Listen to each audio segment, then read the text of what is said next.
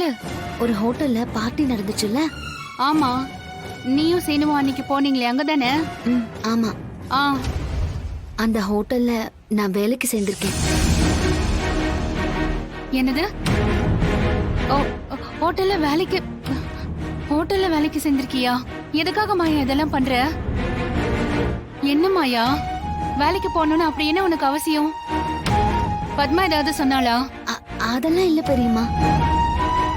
அந்த புவனேஸ்வரி உங்களை காலையில எப்படி அசிங்கப்படுத்தினா, அதுக்கு முற்றுப்புள்ளி வைக்கணும்னா அந்த கார்த்திகை கண்டுபிடிக்கணும். அவன் அந்த ஹோட்டல்ல தான் இருக்கான். அதனாலதான் அங்க வேலைக்கு சேர்ந்திருக்கேன். அவனை கண்டுபிடிக்காம விட மாட்டேன். மாயா, எதுக்கு நீ இப்படி பண்ற? இதெல்லாம் வீட்ல தெரிஞ்சா என்ன ஆகுறது சொல்லு. அதெல்லாம் யாருக்கும் தெரியாம நான் பாத்துக்கிறேன் பெரியம்மா. நான் உங்ககிட்ட கூட சொல்லக்கூடாதுன்னு தான் நினைச்சேன். வேற வழி இல்லாம நீங்க கேட்டதுனால சொன்னேன். என்னால தானே உனக்கு இவ்ளோ கஷ்டம்? அதெல்லாம் இல்ல பெரியம்மா. இந்த புவனேஸ்வரியால தான் எல்லாருக்கும் கஷ்டம். ஆமா மாயா, என்னைக்கு அவ என் வாழ்க்கையில வந்தாளோ அன்னில இருந்து எனக்கு பிரச்சனை தான். புவனேஸ்வரி எல்லாம் நல்லா இருப்பாளா? பெரியம்மா கோவப்படாதீங்க. ரொம்ப நாளைக்கு அவங்க தப்பிச்சுக்கிட்டே இருக்க முடியாது. இல்ல மாயா, நம்ம குடும்பத்துக்கு கஷ்டத்து மேல கஷ்டத்தை கொடுக்கறா. அவளெல்லாம் சும்மாவே விடக்கூடாது.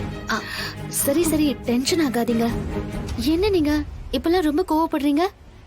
உங்களை பார்த்தா எனக்கே பயமா இருக்கு. கிண்டல் பண்றியா? பின்ன என்ன பெரியம்மா, எப்ப பாரு நம்ம அழுதுகிட்டே இருக்க முடியுமா? அதான் சும்மா டீஸ் பண்ணலான்னு. விடுங்க பெரியம்மா, கூல். நம்ம பாத்துக்கலாம். எது எப்படியோ அந்த கார்த்திகை எப்படியாவது நீ கண்டுபிடிச்சிரு. அப்புறம் இதெல்லாம் நம்ம பாத்துக்கலாம். இன்னைக்கு அவன் மாட்டிருப்பான். என்ன சொல்ற?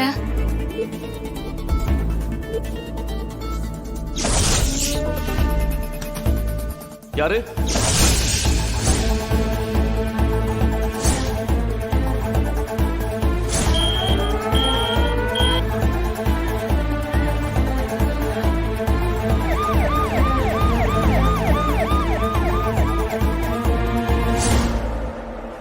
இன்னைக்கு அவனை புடிச்சிருக்க வேண்டியது மிஸ் ஆயிடுச்சு. நீங்க ஒண்ணும் வருத்தப்படாதீங்க பெரியம்மா. பெரியப்பா கிட்ட இவங்க பண்ணதையெல்லாம் ஆதாரத்தோட காட்டி தனா மேல தப்பு இல்லைன்னு நிரூபிச்சு இருக்கிற எல்லா பிரச்சனையும் நான் சரி பண்றேன். சரி, நீ இதை ஏன் சீனு கிட்ட சொல்லக்கூடாது? நீ இப்படி பண்ணிட்டு இருக்கறதெல்லாம் பார்த்தா அவன் திரும்பவும் உன்னை தப்பாதான் நினைப்பான்.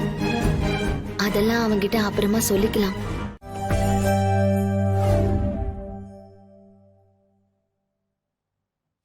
மாயா,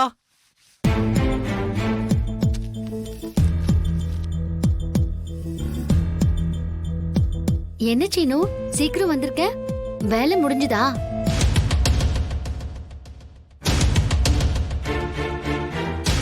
உனக்கு கொடுக்க வேண்டிய 40 லட்சத்துல இதுல 1 லட்சம் ரூபா இருக்கு. இதே மாதிரி கொஞ்சம் கொஞ்சமா கொடுத்து 40 லட்சத்தையும் சீக்கிரமா கொடுத்து என் கடனை அடைச்சிடுறேன். புடி.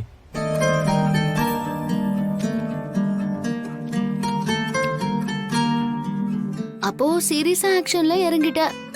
ஏதோ இஎம்ஐ கட்டுற மாதிரி வந்து கட்டுற. நான் கொடுத்துடுவேன்னு உனக்கும் நம்பிக்கை வரணும்ல. இது ஸ்டார்டிங் தான். உன் 40 லட்சத்தை கொடுக்கற வரைக்கும் நான் வேற எதை பத்தியும் யோசிக்க போறது இல்லை. ஒரு மோட்டிவேஷனோட ஒர்க் பண்ணிக்கிட்டு இருக்க, நல்ல விஷயம்தான். 1 லட்சம் கரெக்டா இருக்கா? சந்தேகம் இருந்தா நீ வேணா எண்ணி பாத்துக்கோ. ஏய் சிச்சி, உன் மேல நான் ஏன் சந்தேகப்பட போறேன்?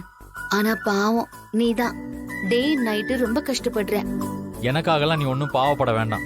கணக்கை மட்டும் கரெக்டா எழுதி வச்சுக்கோ. இனிமே நான் உனக்கு கொடுக்க வேண்டியது 39 லட்சம். விட்ட டாக்குமெண்ட் காட்டி சைன் வாங்குவ போல இருக்கு. நான் கணக்கு வச்சுக்கிறேன். சீனு, நீ இவ்வளவு பண்ணவே தேவையில்ல. நீ எனக்கு பணமே கொடுக்க வேண்டாம். பணம் வேண்டான்னு நானும் விட்டு கொடுத்துறேன். அதுக்கு நீ ஒரே ஒரு விஷயம் மட்டும் பண்ணா போதும். நீ எங்க வருவேன்னு எனக்கு தெரியும். கிஸ் பண்ணணும்னு சொல்லுவ, அதானே? ஆசைய பாரு. அதெல்லாம் ஒண்ணும் வேண்டாம். நான் சொல்ற விஷயத்த மட்டும் நீ செஞ்சுட்டா போதும். அந்த பணத்தை நீ கொடுக்கவே வேண்டாம். நீ சொன்ன மாதிரி நானும் இந்த வீட்டை விட்டு போயிடுறேன். நீ சிம்பிளா ஒரே ஒரு விஷயம் மட்டும் பண்ணா போதும். என்ன விஷயம்னு கேளு. என்ன சொல்லு. பெருசா ஒண்ணும் இல்ல. நாக்கால மூக்க தொடணும். என்னது? அதான்ப்பா, நாக்கால மூக்க தொடணும். அப்படி நீ தொட்டுட்டனா நான் இன்னைக்கே என் லக்கேஜ் எல்லாம் பேக் பண்ணி எடுத்துக்கிட்டு போயிட்டே இருப்பேன். நீ 40 லட்சம் கொடுக்கவே வேண்டாம். நான் உனக்கு எழுதியே கொடுத்துடுறேன். சும்மா ஏதாவது கதை சொல்லிட்டு இருக்காத. ஹே, ப்ராமிஸா சொல்றேன். நீ இத பண்ணிட்டா எனக்கு நீ பணம் தரவே வேண்டாம். நானும் வெளியே போயிடுவேன். Choice is yours. நிஜமா தானே சொல்ற, பேச்சு மாற மாட்டியே. இந்த மாயா ரகுரம் பெரியப்பா மாதிரி கொடுத்த வாக்க திருப்பி வாங்குற பழக்கம் இந்த குடும்பத்துக்கே இல்ல. அப்ப நாக்கால மூக்க தொட்டா நீ போயிடுவ. கண்டிப்பா. ஆனா நாக்கால மூக்க தொடணும்.